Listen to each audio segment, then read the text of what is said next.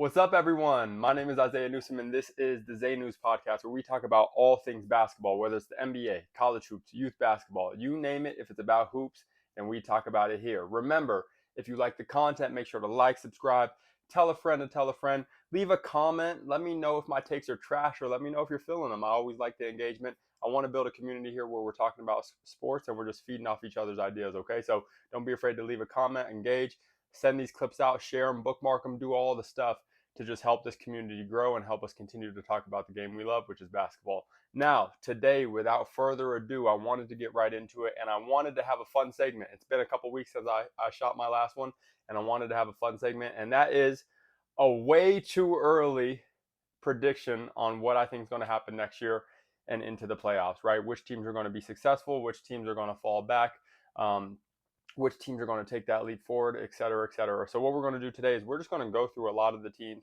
that have made significant moves in free agency in the offseason and, talk through where I think they'll be at next season, okay?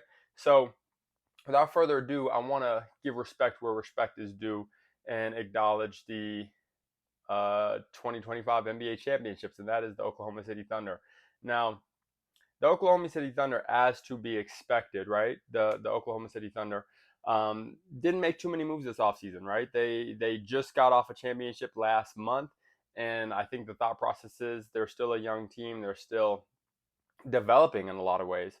So we don't want to mortgage our future. We don't need to go out and get a guy like Giannis after we just got the job done a few weeks ago. I think we stay put with the team that we have, with the core that we have, and we just continue to build from here. Also, they don't want to, lose the flexibility they have and all the assets that they have, right?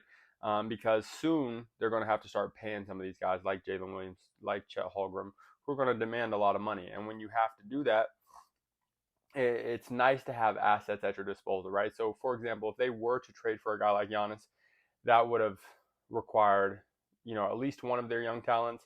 Let's say you have to give away Chet, then to make the money work, you got to throw in guys like Hardenstein and Caruso, and then you throw in a bunch of picks, right? Well, that's great in the short term, but in the future, when you start to have to pay a guy like Jalen Williams, and he's now on a max contract as well, now just things get much more convoluted. It's tougher to make salaries work. You're into the second apron, and your flexibility just goes out the window. Now when guys get hurt, now when guys age out and stop producing at the same level, it just doesn't work for your future. So I think they made the right decision, right? They signed Shea to an extension, obviously, and they're holding tight for the most part, right? Not making too many drastic changes. I think in the next 2 years you'll see them make some small moves here and there, especially depending on how they do in the playoffs in the next couple of years, because teams are getting better. But I don't think we'll see any drastic moves out of them, unless something crazy happens. So like where OKC is at, right? They said we're the best. You guys are hunting us now. Obviously, we're young, we're competitive, we're hungry. We're going to continue to compete at a high level, but we don't need to mortgage our future to try and do something because we just got the job done, right? We just made all this stuff that we've been building towards over the past 10 years worth it, So hats off to those guys. They're doing an excellent job. And in terms of predictions, I think you got to give OKC the benefit of the doubt. Now, in terms of regular season seeding, I still think they end up being the number 1 or number 2 seed. I think, they're not going to have to deal with the chemistry struggles that a team like Houston might with all the new pieces that they have, even though I think Houston is young, talented, and they have a good, mix of young versus old talent. So in terms of regular season seeding, I see OKC still being the number 1 seed again, most likely. But into the playoffs, I think that's where things get interesting, because I do think there are teams that are going to give them a run for their money, and I think there are teams that are well equipped to beat them, to be honest with you. So I would say this is my prediction. I think they end up the number 1 seed in the regular season, but I don't think they come out of the West next season. That's my prediction for the Oklahoma City Thunder. Moving on to a team that made some huge moves. I think they are still the winners of the offseason to date, and that is, the Houston Rockets by far, right? You go out, you trade some of your young talent who maybe wasn't fulfilling their role or their potential quite like you would hope they would have, right? I don't think it's a secret to anybody that if, Jalen Green produces more in the playoffs, you feel like you get over the hump versus the Warriors, right? I think that's a fair assessment to make, right? Like if he gives you more than, I think it was 5 single-digit performances in that series as your leading scorer, that's tough. That's tough. You know what I'm saying? So I think you cover that hole defensively. You're still a juggernaut. You know what I'm saying? You're still a monster of a team defensively because you got one of the best defenders in the NBA and Amen Thompson, who I think if it wasn't for Victor, if it wasn't for Wemby, is a guy who could compete for Defensive Player of the Year awards. You know what I'm saying? He's that good defensively. I think he could do that as he comes to establish himself. But they've just made so many good moves, the Houston Rockets, right? You got Kevin Durant, who's going to fill that hole that they had in the playoffs this season. You got a guy like Dorian Finney-Smith, who proved on the Lakers he could be a great bench asset. He can, hit spot-up shots, but he can also be a very versatile defender, guard multiple positions. Now, do I love the contract that he's on? No, but I do love him just as a guy on their roster and what he can bring to the table and the versatility that he provides. And with playoff experience, all of that sort of stuff, he's really going to help them. He resigns Jabari Smith Jr. To what was it, a 4-year, 111? I think I got that wrong, but it's something in the ballpark of that. So with a guy like his potential playing alongside KD for the next couple of years, his timeline matches really good with his growth timeline, right? I think Jabari Smith Jr., his growth timeline matches really well with KD and KD's final years of hoops, right? Because let's say best case scenario, KD gives you 2-3 years of high quality basketball. By, that second into your third year, Jabari Smith's going to be making this leap into what we think he can be, and maybe just like taking over that role that Kevin Durant's going to fulfill for them over the next 2-3 years. You know what I'm saying? So he's going to grow. He's going to see, the work ethic, the preparation, the attention to detail that Kevin Durant takes into the game of basketball, apply that to himself, and then just grow. I expect to see. We already saw Jabari Smith Jr. be a huge reason why that Houston versus Warriors series went 7. You know what I'm saying? Because he's someone who provided scoring for them off the bench. They probably should have just moved him into the starting lineup and brought Jalen Green off the bench.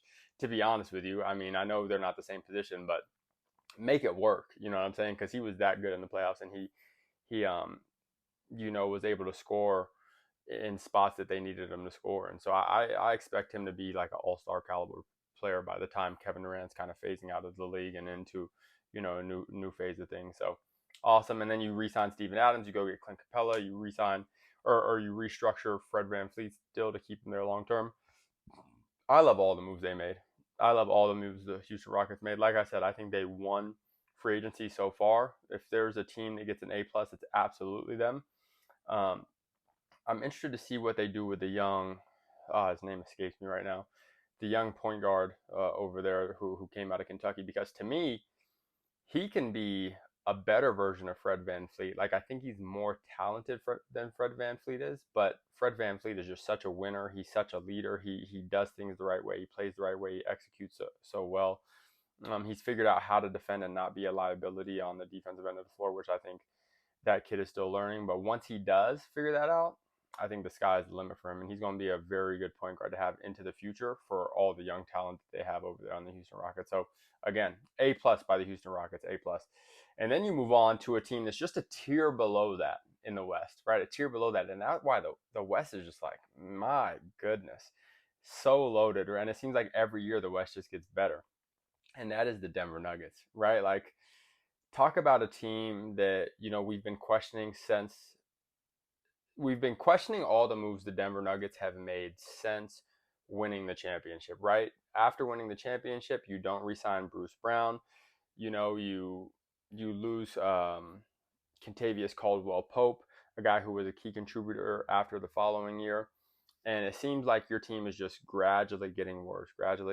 And what sucks is because they're a team who's a small market with the best player in the world in the prime of his career, right? And it seemed like they just weren't making the right moves to get guys to help, optimize his prime.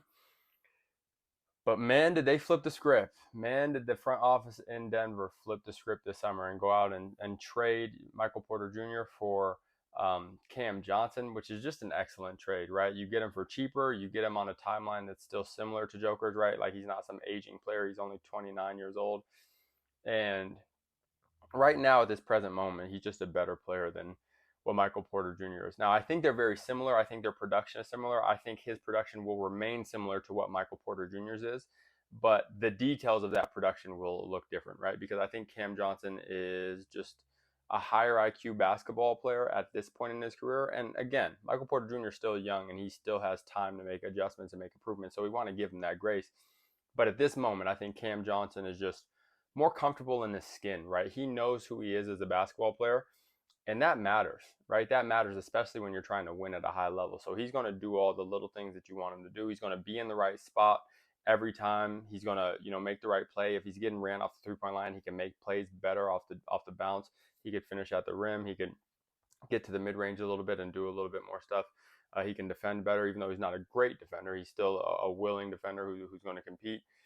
I love it. I know that, they made a few other moves as well. Like they did re-sign Bruce Brown, which is awesome. I think Bruce Brown is going to play well again here for Denver, and he's going to be an important piece. I think he's kind of bounced around and hasn't found the right place for him since leaving. And just getting back there, being familiar with the core group that's still there, and Murray and Joker, he's going to be able to fit right in. And I don't think there's going to be as much chemistry questions with the Denver Nuggets as there might be with the Houston Rockets, right? Like if we go back to the Houston Rockets really quickly, I think on paper they have a chance to come out of the West, but you still got to wait and see, right? Because anytime you make big moves in the NBA, you never quite know how the chemistry is going to end up. Now, I tend to believe that Kevin Durant is a very good plug and play guy. Like you can put him into any system, and with his personality, with his play style, he just fits with guys, right? Because he even if he's scoring a lot, he doesn't take away from other guys. You know what I'm saying? It's not like he's a guy who extends his dribble for a whole shot clock, right? He's getting his stuff in the flow of the offense. He's getting it off 2-3 dribbles and making the game easy on himself. As much as we talk about bags and skill and all that stuff, which he has everything in his toolbox, most of his buckets are he simplifies the game really well. And I think he'll fit into Houston really well, but it's still a question, right? Because we still don't know. So that's still something that we have to see. So I think they're going to be like in the hunt, but we just have to wait and see for them. I think they're going to be a top 3 seed during the regular season. I think they're going to compete very hard, play really well. And then I think in the, playoffs, that's a team that's tough to put my finger on just because, you can't be so sure. Now, on paper, do I think that they could come out of the West? Absolutely. But again, just gotta wait and see. But back to Denver. So made some good moves. Who they get? They got Cam Johnson. They got Bruce Brown. They got Jonas Valanciunas. Now I know he had some weird contract stuff because he wanted to potentially go back overseas and just play back in Europe. Kind of had it with the NBA, it seems like. But if they get Jonas Valanciunas to buy in and play his role, he's a great backup big to have behind Joker. One that can play extended minutes if you need him to. And that's something that they really haven't had in the past. You know what I'm saying? Like DeAndre Jordan is, in his own right, has had a great career and has been a really good center, especially in his prime, but he just hasn't been that for, 5-6 years now, probably a little bit longer, to be honest with you. So you get a guy who plays the right way, who's physical. His game isn't as reliant on athleticism. He's just a physical bruiser kind of guy who's smart and makes the right plays. I think he's a great piece. And they got one more. Oh, man, and I'm drawing a blank on it. They got one more piece this offseason, but he was an important piece that I just can't think of off the top of my head. But anyways, the Denver Nuggets. Honestly, I'd maybe favor them to come out the West. We saw them be the only, we saw them take the champs to 7 games, right? We saw the Denver Nuggets take the Oklahoma City Thunder to 7 games, and it was a nail-biter of a series, and they were very competitive. They definitely got better. And I think if they went into that series with this roster, they beat OKC in that game 7. You know what I'm saying? So, man, if they're healthy, I'd pick them. I think they'd be my favorite to come out of the West right now with the way that they retooled in the offseason and still having the best player in the NBA, right? Like, I don't think you can minimize that at all. But anyways, moving on. Minnesota Timberwolves, no changes, just re-signings. They, re-signed Naz Reid, which you had to do. I was very high on Naz Reid. And to be honest with you, I thought they got Naz Reid for kind of a steal. I thought on the open market he would have demanded a little bit more money than what he got. Now, great contract. I think it's a contract that works for both Nas gets 125 million over 5 years, right? I think it was 5 years, 125 million, so 25 million a year. Um, you re-signed Julius Randle to I think a 3-year, about $30 million deal. And the year previously, they restructured Rudy Gobert's deal. Honestly, what surprised me most is I really thought that they were going to try to shop Rudy Gobert. I thought that they would be kind of fed up with being in the second apron, and they were going to try and remove one of those contracts. Now they lost Nickeil Alexander-Walker. I think the thought process is they're going to start to move Rob Dillingham into like a starting role, into a more prominent role, and maybe you bring Mike Conley off the bench with Dante DiVincenzo, and you still have good perimeter bench help, and you don't need all three of them, especially for the price that you would have had to pay for them. But I feel like they didn't get any better. Ultimately, it's just going to depend on like, does Anthony Edwards take another step or not? I think is the determiner on how far they're going to go. And Jaden McDaniels, I think that's fair to say. I think Jaden McDaniels is a guy who's continuously gotten better since starting in the league. Like, can he become an 18-point scorer a night? Is there room for him to do that with Julius Randle still on the roster? I don't know. But, yeah, there's some things that they got to do in-house to, just get better. But in terms of moves they made and stuff, I think they're going to probably be in the same position that they were this year, where they're a middle of the pack team, like fighting for a solidified spot in the playoffs and getting out of the play-in. Now, ultimately, I think that's a team that will definitely be in the playoffs, whether they have to fight through the play-in or not.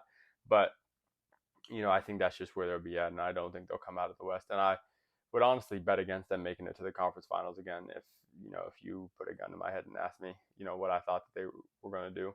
But anyways, that's what I think for them. Moving on, Golden State Warriors. I think we're going to be surprised that they don't get any better.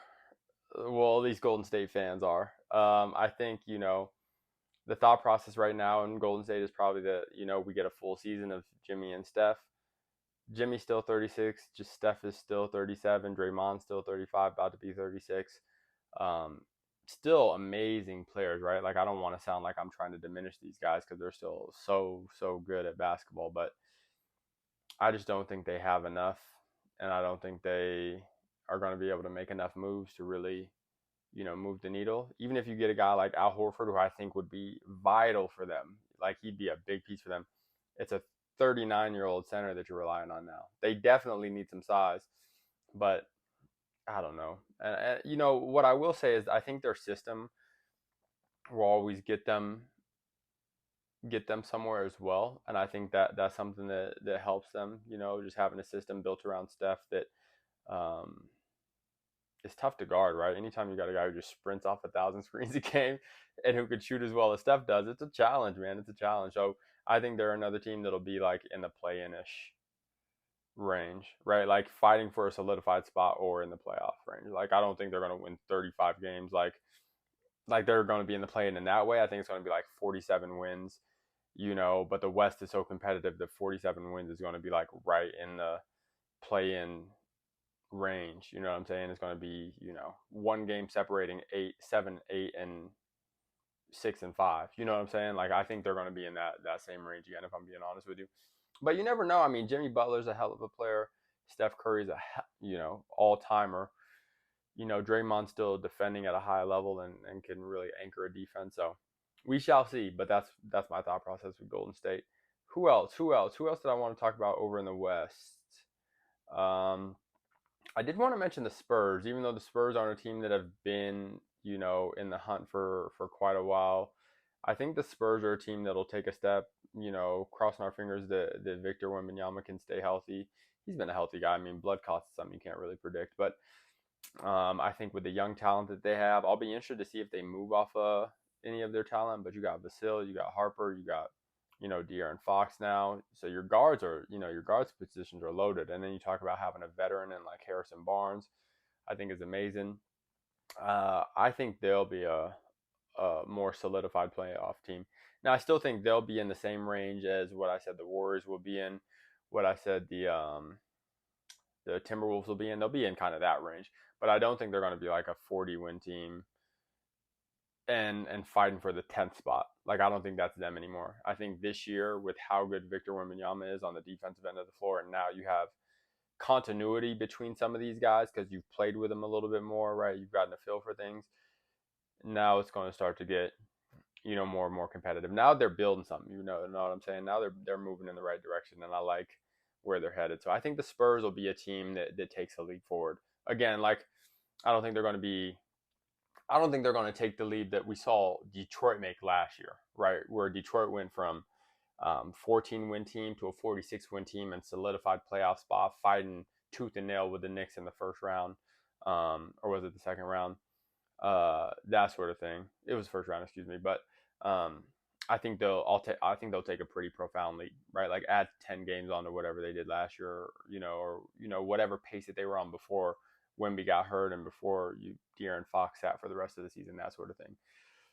So yeah, man, I like where the Spurs are headed, and that's an exciting team to keep an eye on because I think they have a very, very, very bright future. The Spurs do. Last team I'll touch on in the West, two teams, Dallas Mavericks. Obviously, Dallas, I think they've made some good moves. Well, they've gotten lucky, right? And Nico Harrison is a funny guy to try and like frame things as if he did anything for the fortunes that they've had this offseason, you know what I'm saying? But you go get Cooper Flag as obviously the number one pick in the draft. I mean, that's amazing. And then also you sign who'd they sign? Why am I drawing a blank? I'm a Lakers fan. I should know, buddy. Let me look this up real quick.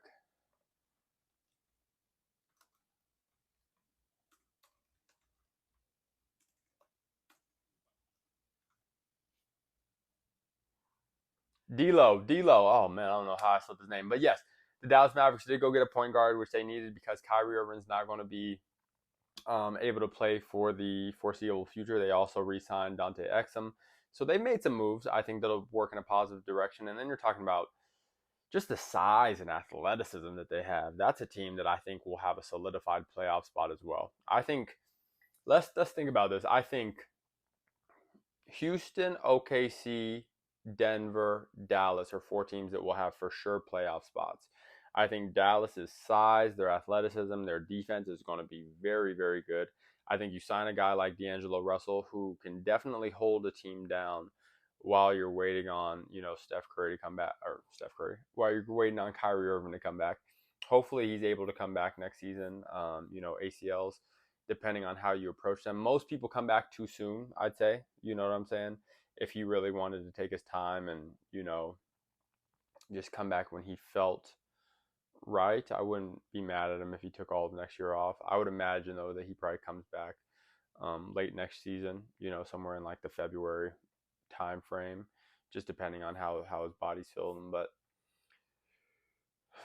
I like Dallas. I think defensively, what they can put on the floor is pretty scary. And then you're talking about the versatility that they can play with, right? Like, you could still run AD at the center in spots if you wanted to play more small ball lineup, flexible lineup where you're getting up and down and you're playing more spaced.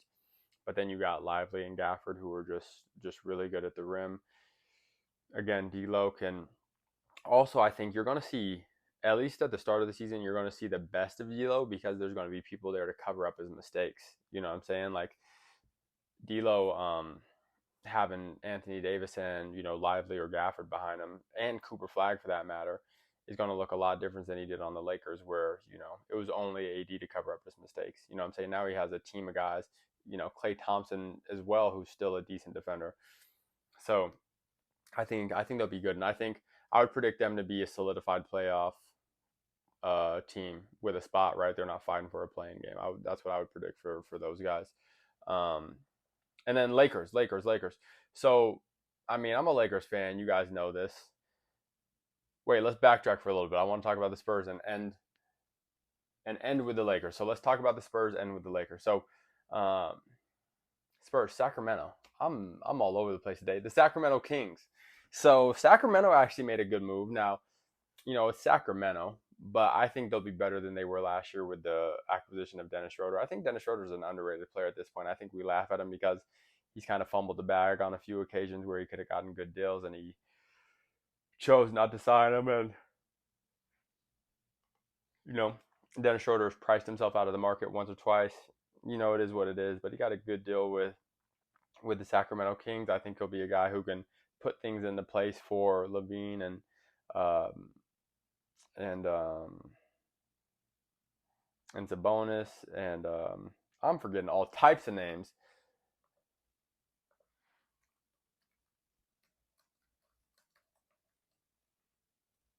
DeMar, oh my goodness, the disrespect, Zay.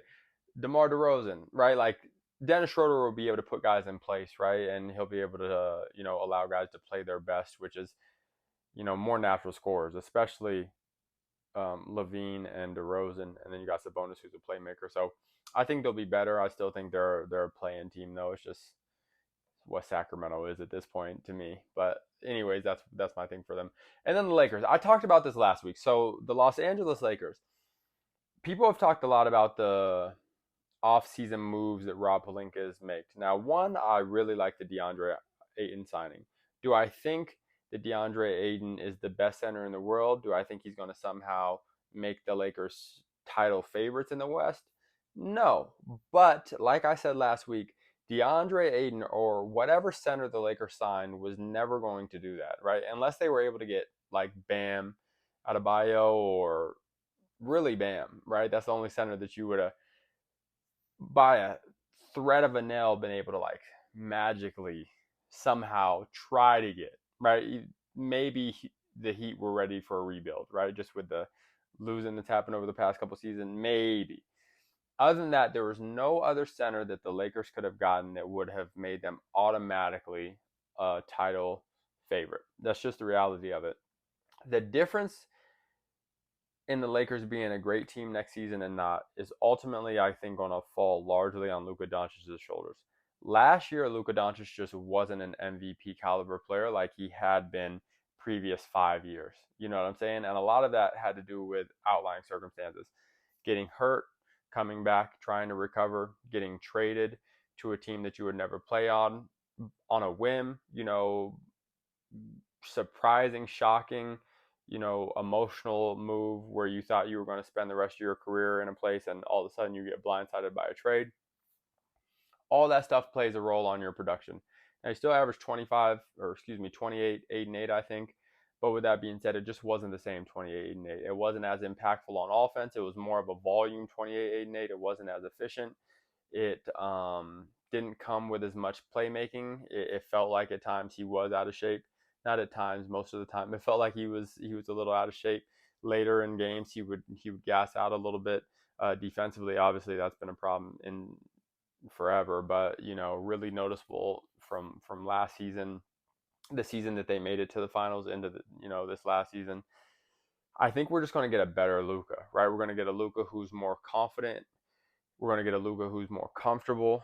And I think we're going to get a Luka who's competing for MVPs next season. Now, I think what's going to be tough is I don't know if the Lakers are going to win enough games for Luka to get an MVP. But if they could win 52-ish games next season, I like Luka as the MVP next season. I think mentally he'll be in that space. I think he'll play a lot better basketball.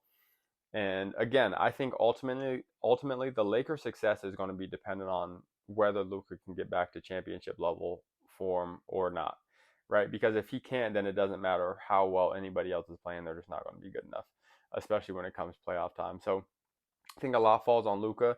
I really like the Lakers roster right now, as much as people don't think we have holes in it and stuff. The biggest thing that the Lakers needed to fill was the center position. And regardless of what you think about DeAndre Ayton, his work ethic, his buy-in to team concepts, continuity, all that sort of stuff, he's still like 16-10 for his career, right? His best year is like 18 plus, nearly 20. And, worst year is like 14-15, right? And a lot of that's just based on, how many minutes he's playing. Portland Trailblazers trying to incorporate younger bigs and all that sort of stuff. With the Lakers, I'm not so sure that DeAndre Ayton won't be the third leading scorer. And not because I think he's the third best player, but because I think he is going to get so many easy buckets between LeBron, Luka, and Austin Reeves. Those three legitimately are three of the best playmakers in the NBA. I would say, Luka's obviously like a top 3. LeBron's like a top 10 still. And Austin Reeves is like a top 30, right? So those are three legitimately of the best playmakers in the NBA. alongside an athletic big who can rim run, who can catch lobs, who can finish in the mid range, has a really good touch, right? Like he gets 15 points in his sleep.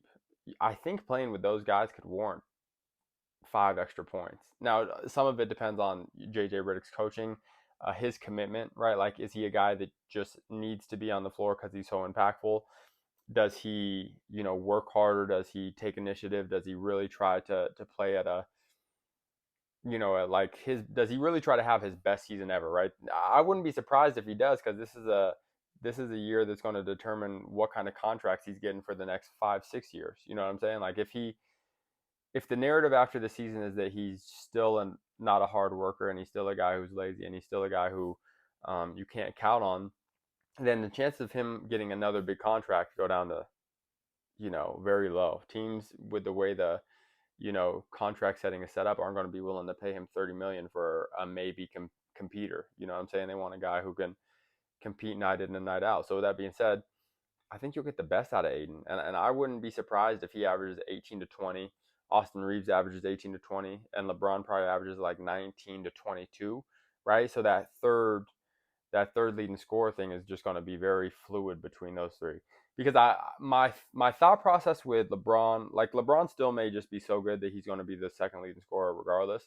But I also think JJ Redick and LeBron may try to play a different role, similar to what he started doing at the end of the season, where he's more of a defender, more of a utility guy, playing off the ball, playing in the corners, playing, in the, even a little bit in the dunker spot, but extended to the 3-point line, right, in the corners, getting back doors and all that sort of stuff, because he's just so smart, and he's really the best player ever at just finding ways to get easy buckets. So I wouldn't be surprised if LeBron plays a little bit different of a role this next season. Obviously, he'll still have the ball in his hands. He'll still get touches. He'll still score. He'll still make plays. That's what he's most comfortable doing. But, with Austin Reeves climbing, with DeAndre Ayton potentially getting a lot of easy buckets, I could see LeBron's production just going down a little bit to where he's averaging like 20, flat 20, 22, as opposed to 24, 25, 26. You know what I'm saying? And they won't need that out of him this year either, right? Because last year, to start the season, you absolutely needed it, because you went into that season with the same roster that you've had over the past 5 years.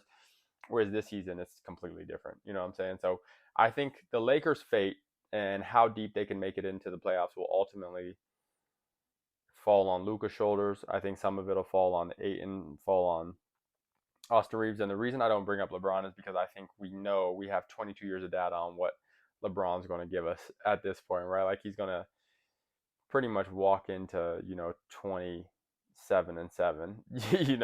That's just who he is. So I think LeBron will be fine. I think those other three guys figure out dynamics, and the Lakers.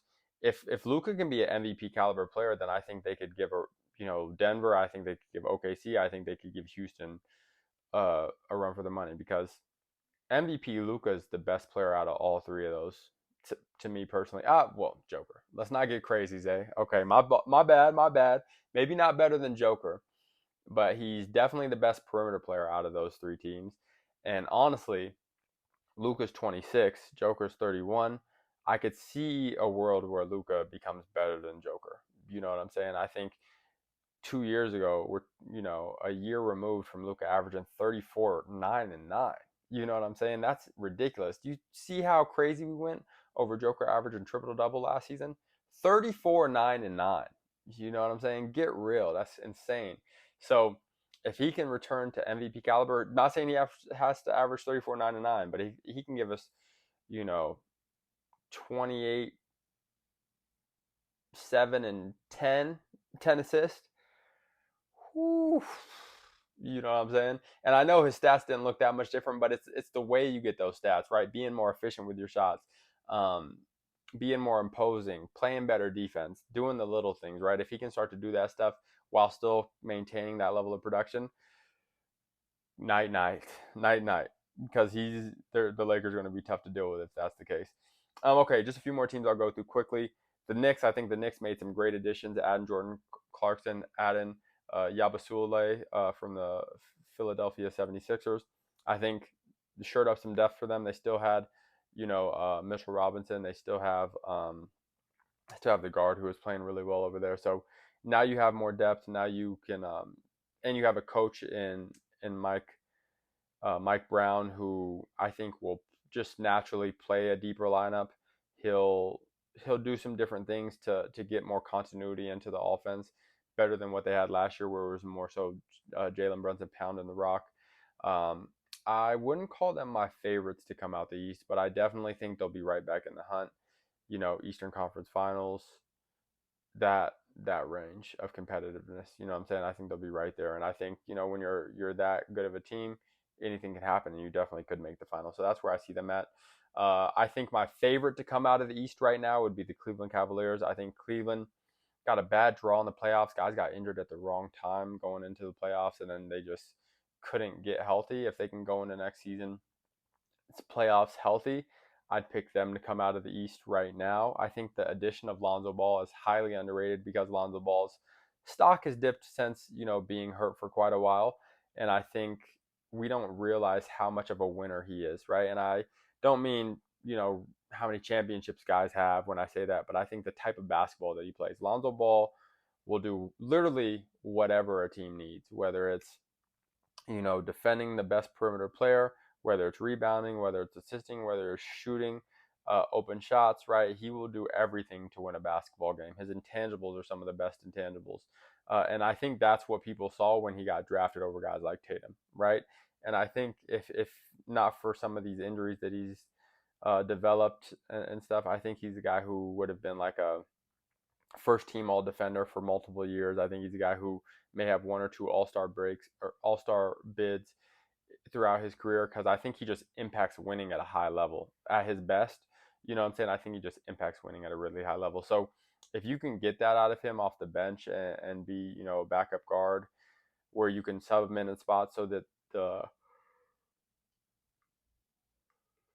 that teams can't pick on Darius Garland and Donovan Mitchell as much, right? Like, I think he shores up a lot of stuff that the Cleveland Cavaliers were dealing with for sure. Milwaukee Bucks, interesting. I think everybody was shocked when Damian Lillard got waived, but I think you got to at least respect the thought process. I think they understand, and I think what a lot of people miss is that they are going to be bad once Giannis leaves, and I think they know that. You know what I'm saying? I think the Milwaukee Bucks know that they're going to be bad once Giannis leaves. So their choices are either trade Giannis now, get, retool through assets and try to grow through the draft over the coming years, or it's to try and go all in for the next 2-3 years, knowing that Giannis's prime is essentially going to be over after that. You know what I'm saying? Now, we don't know for sure, but 2-3 years, he's going to be like 33, 34. A guy who plays an athletic style of basketball, and his contract's going to be up, so maybe he just walks after that anyways. Like, you could see a world where, sorry, I lost my train of thought, but like right now, you want to either go all in or you want to trade him, right? There's one or two options, and I think for them, it's like Giannis is a historically great player. He, from the business side of things, he keeps our business healthy, all this sort of stuff. You know what I'm saying? Do we really want to go back to losing right now? No. So, you waive Dame, you're able to sign a guy like Miles Turner. Miles Turner, who now is a championship caliber center, a guy who's played on its, starting center on a team that's made it to the championship, made it to the Eastern Conference Finals the year before. You also go make some other signings, and I think there's still room to make moves for them as well. I think they really need to look into go signing the guys like, can they go get a guy like Malcolm Brogdon again, who hasn't played winning basketball in a while. So he's kind of bounced around, but at his best, was a really good winner. They signed guys like Gary Harris, who I think will be, even though went through some injuries, not the player that he once was, can definitely help when it just comes to playing winning basketball, right? Doing the right things, being disciplined, that sort of stuff. You guys might think I'm crazy, but I think Russell Westbrook, if he's going to continue playing, wants to play closer to home. His family's, in the Los Angeles area and SoCal area.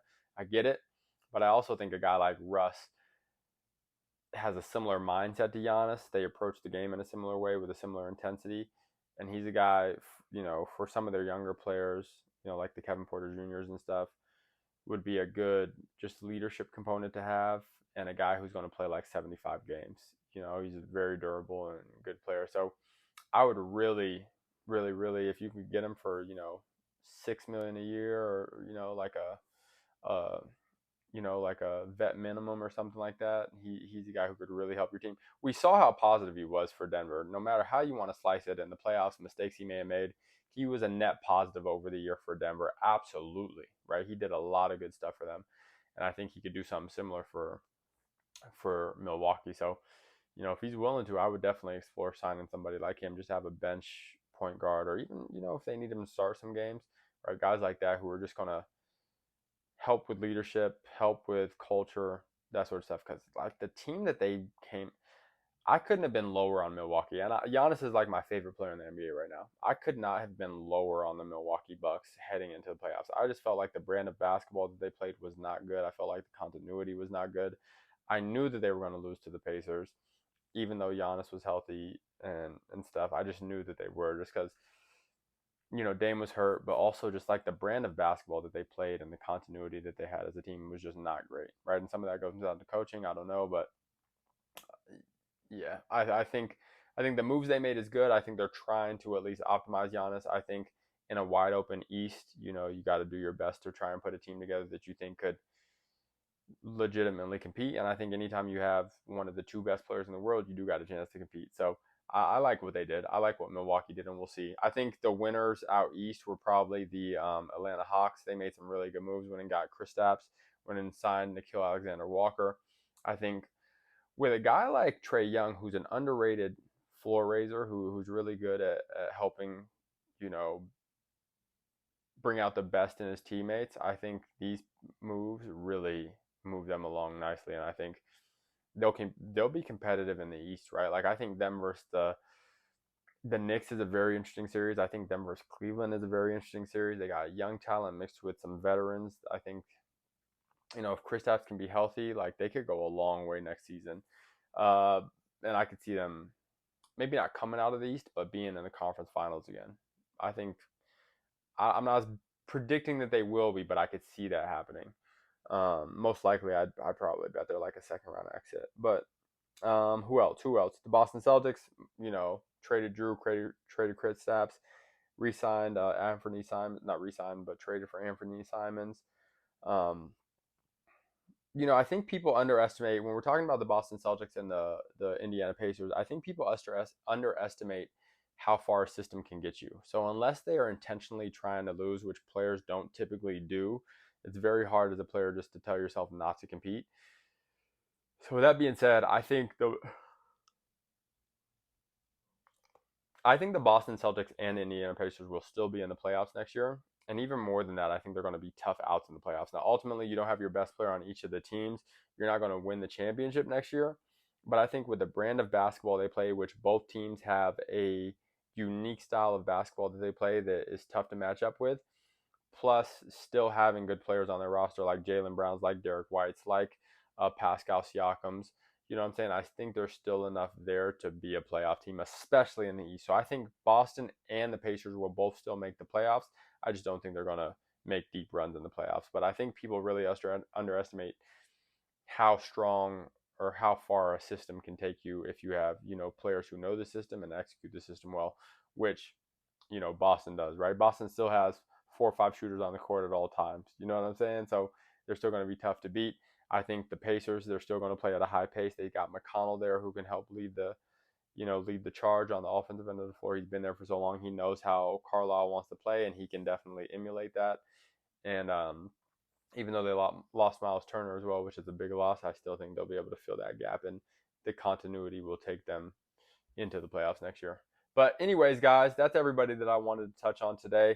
I think my title favorites right now would be, let me give you 4 teams. I'd probably say the Thunder and Nuggets would be my 2 favorites out of the West, just because with the Rockets, we still aren't sure about the continuity. Now, I think it's going to work. I think it's a good fit, but until we see it, I think the Nuggets and the OKC Thunder are more established. They already have the chemistry there, and I think I would put them over the edge of the other 2 teams. Out East, I think my favorite is my two favorites would be the Cleveland Cavaliers or the New York Knicks. I think I favor Cleveland because we saw how good they were in the regular season this season, and I think if things bounce their way, that Pacers series is probably a little bit different. Do they win? I don't know. But I think that 5-game series easily could have been a 7-game series if they were all healthy. So I think I picked Cleveland slightly as the favorite over the Knicks, but if I had to pick a conference finals to start today in the East, I'd probably pick the Knicks and the Cavaliers to play in that. Other than that, I think it's going to be a fun season. I think there's still moves to be made. I think teams are still going to try and get better, so we'll see what other moves could be made. The Lakers are talking about some moves that they may make. Who just made a move? Matter of fact, the other day a move just happened, and I'm just drawing a blank on it. I know Cam Whitmore got sent over to the Wizards by Houston. Miami. Miami traded for Norman Powell. I think that's a good move, but honestly, Miami, I'm kind of out on Miami right now. I think they just haven't been willing to do enough to make moves to keep them relevant, and they've had opportunities to, because you can't tell me that people don't want to play in Miami. Damian Lillard wanted to play in Miami. You go down the list, they've had guys that have wanted to play there. So I think the stuff that they've done has been kind of at their own accord. So we shall see with those guys as well. But anyways, it's been fun. Wish you guys all the best. Remember, if you like the content, make sure to like, subscribe, leave a comment, and tell a friend to tell a friend. I really appreciate the comments, guys. It's fun to have these debates in the comments. I'll try to make videos if you have specific questions, so don't be afraid to leave a comment, leave a question for me. And, we'll talk through these things as things continue to happen. We're doing this weekly. Every week, I'm dropping content for you guys. Well, I'm dropping content daily, right? Some of them are just short YouTube shorts and stuff like that, but dropping content for you guys daily. So if you like the content, make sure to like, subscribe. Definitely subscribe. Definitely leave a comment. Definitely like it. It just helps the channel grow, helps us build a community. And we're going to continue talking about basketball, right? We're not going to be those guys who only talk about, GOAT debates and who's the best of this era and who's the best of that, right? That's fun stuff to talk about, and we will talk about that at times. But I want to make sure that we're paying homage to the guys who are doing it right now and giving them the proper credit as well, because I think so many times we just talk about players in the context of greatest of all time, and it deflates these guys. It deflates the legacy that they're leaving now. What I'm saying? It takes away from what they're doing now in a new era, a new game, and we try to minimize these things because someone else did something else 40 years ago, right? Let's focus on the present a little bit more and pay homage to the guys who are doing it right now. So remember, like the content, like, subscribe, and we'll talk soon. Peace.